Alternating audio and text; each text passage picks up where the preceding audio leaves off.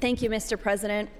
Colleagues, as we delve further into the debate on requiring age verification for accessing these websites, it's important, I think, for us to revisit a foundational principle of our democracy and our shared values. Not everything that we personally dislike or oppose should be translated into law. It just shouldn't. This is the principle that we know is vital in maintaining the delicate balance between our personal freedom and the regulation that we, all agree to live with in order to get along in society. But in a society that's as diverse as ours, that has such a variance in individual beliefs that we have, what one person considers objectionable, another person may see as perfectly acceptable.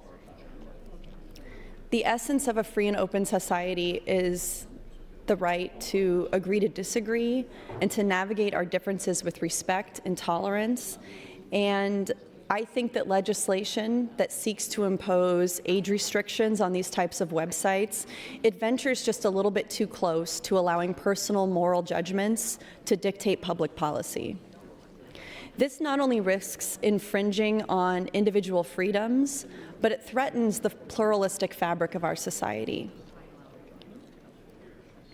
Moreover, legislating based on personal disapproval risks a slippery slope toward overregulation and censorship. Today, the target might be pornography. Mr. President, could I have a gavel?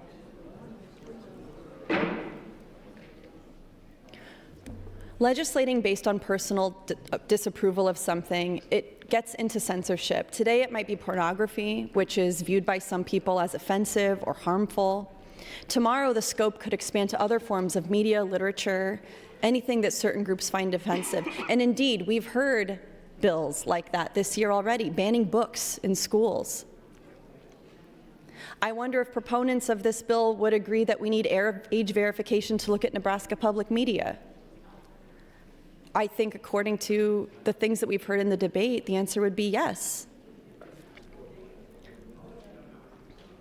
I mean, the kids are out of the room now, but how many of you are comfortable having this conversation with them here?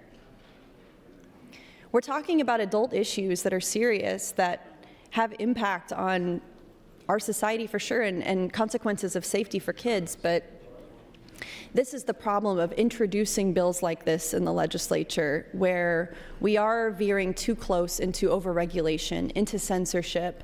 For what? For some of our colleagues to take a prurient interest in it and get off on it, frankly. It's also crucial for us to consider the practical implications of this legislation. By focusing on making certain content more difficult to access, what we're doing is we're inadvertently driving it underground. We're making it harder for law enforcement to track it and manage it.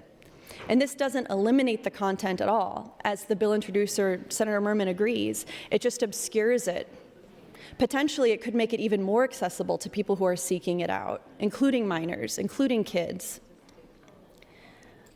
I have always said I think a better and more responsible approach would be to invest in comprehensive education on digital literacy, responsible internet use, and empowering individuals and families and parents and teachers who we trust to make informed choices rather than restricting their access through legislation. I think the market is already coming up with solutions to this. I think parents and teachers, thank you, Mr. President, are already managing this in their own classrooms and homes and families. The argument against this, against age verification for pornography websites, I'm not endorsing, obviously, unrestricted access to this content by minors. What I'm doing is I'm acknowledging that the responsibility for this protection is not in overarching legislation that also infringes on adult freedoms, that also infringes on privacy and free speech.